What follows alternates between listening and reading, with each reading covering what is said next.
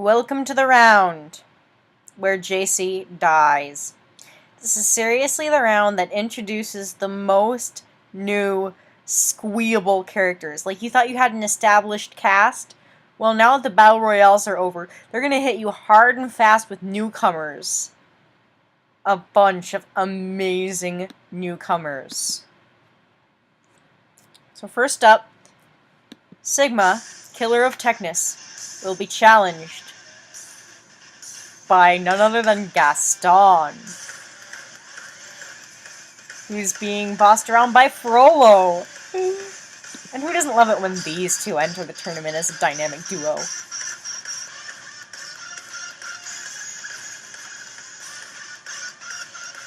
They've just been biding their time, and now they're making their glorious entrance.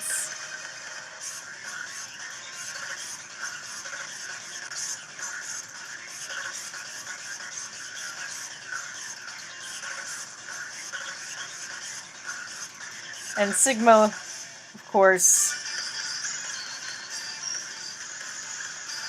is going to be given a run for his money because no one fights Sigma like Gaston.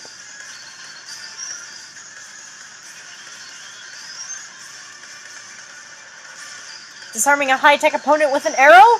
You may think it's impossible, but no one does archery like Gaston!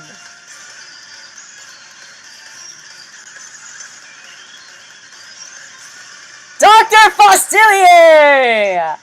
Another fan favorite! I've been reading the cards when LeChuck turns up. Maybe he's got to go and deal with this threat.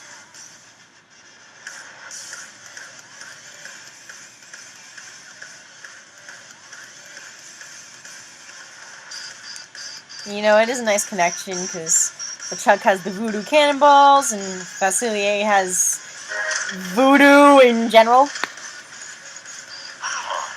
Another group of recruits for my army of the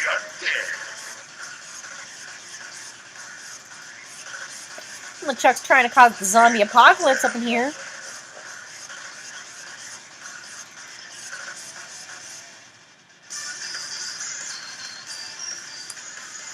Okay, Faustilier, I gotta ask it.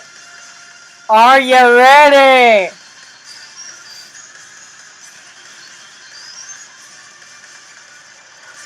Except this time he actually is ready.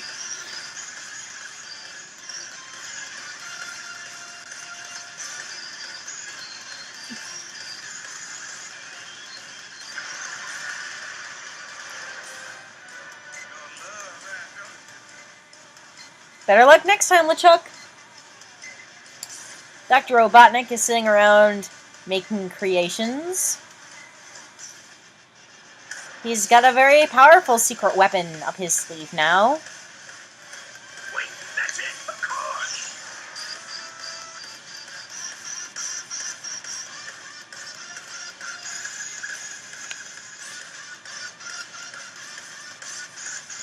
The winged beast is still floating around. Remember when the fabrication machine made that thing? And Robotnik unleashes Metal Sonic on it.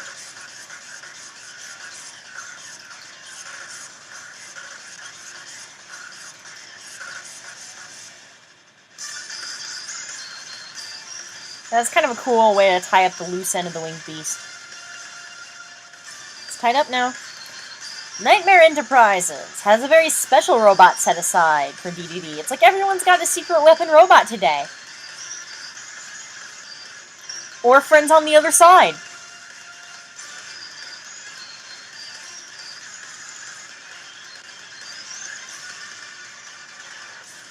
The challenger? Dr. Pretorius. I believe this is actually one of Beaten Senseless 902's favorite characters,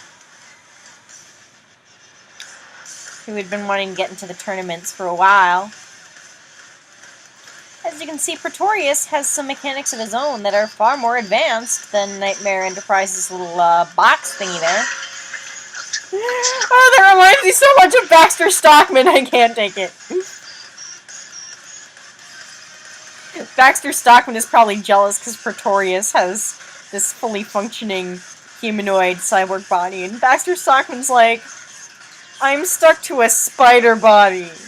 My life sucks. Maleficent readying her foot soldiers, which I find this whole concept interesting, that she's putting together Black Wolf and Shan Yu's troops, which are, you know, distinctly non-magical, and, well, I mean, Black Wolf's a wizard. Okay, I apologize for that. They're magical, but they concentrate more on, combat and weaponry. It's been a while since Proto-Man's seen the light of day, and Necron 99 wants to kill something.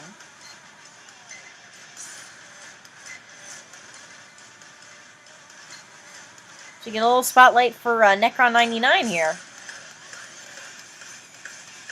It was pointed out to me that Ralph actually likes to double up names in his films. Like, Fire and Ice has Necron, this is Necron 99. There's a character somewhere named Dark Wolf, and you got Black Wolf from Wizards. Some people say it's lazy. I'm wondering if maybe it's symbolic, if you're, like, supposed to draw the parallels between the characters, because it happens so often. Oh, yes, and if you've got Draken, you have to have Shigo. Well, not necessarily. A couple of the tournaments have had them go their separate ways. But here we have the dynamic duo intact, just in time for the entrance of one of Kirby's favorite villains, who he refuses to make fun of with corny memes. He changed the music specifically for his entrance. Bison. Oh, yeah. Well, I'm out of here. I love it. Shigo's the only one who thinks she's even remotely qualified to take on Bison. Random thought, Shigo in Street Fighter. How fast would that sell out?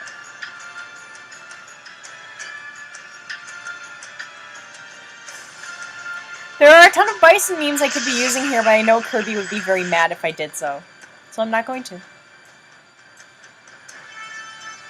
Okay, I gotta pause. This is the moment that 50% killed me. There are two things that happen in this round, which is why I die. We got Morrigan from Darkstalkers attempting to make a run on Maleficent. This is where they had to watch that crappy Darkstalkers cartoon in order to get her footage. And of course I like her because her name, you know, I like the Morrigan in mythology. And that's who she's named for. And so, you know, I'm just thinking this is going to be a straight up, I don't read the description, it's going to be a straight up battle between Morrigan and Maleficent. And so, that's what I'm expecting. When Morrigan flies into the Forbidden Mountains. She and Maleficent exchange some witty banter, and then this happens! I'm like, this can't be happening! This has no precedence! It's too good to be true! But it's happening! You'd think I would get tired of most math showing up and stuff, but apparently no! And I was half dead. Because Mosenrath. Does there need to be another reason? Like, people who don't get the Mosenrath hype are just like, you need to calm down now, lady! And Morgan's actually giving him a run for his money.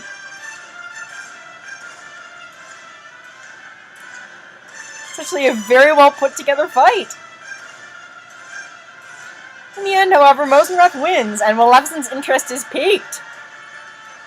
So she takes him on as her general, because why wouldn't you? And Shan Yu is about to face Sephiroth. This, you know, just that very concept. Shan Yu is going to fight Sephiroth. That concept doesn't have awesome written all over it. If only because they have two of the most awesome swords that were not made by Megavolt. Still not letting it go? Oh.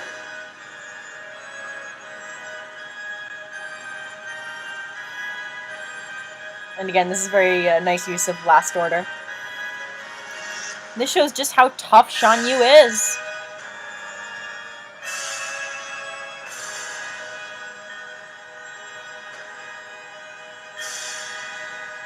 He can get cut up by Sephiroth and still go back for more, and Sephiroth has to retreat.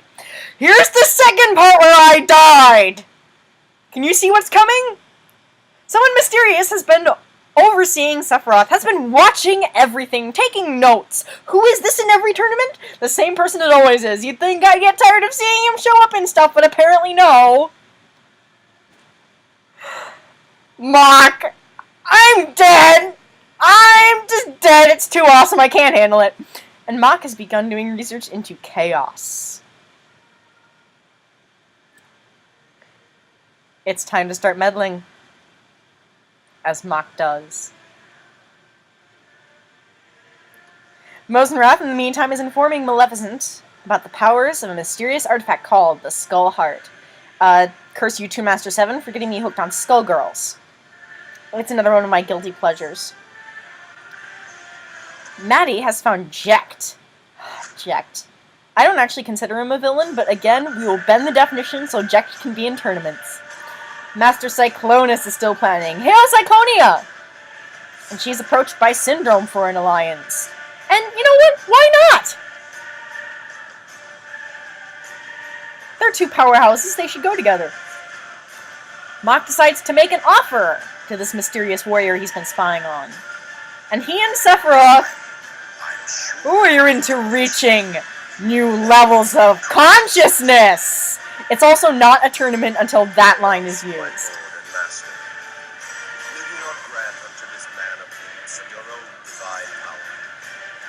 Insolence. And what do you plot? Very well. I shall give this pawn a taste of the power of this sword. So now Jecht's in. Yeah, Mock and Sephiroth are in an alliance now. If you weren't sold on this tournament before, well, actually, that may not actually mean anything to you. I just think it's cool.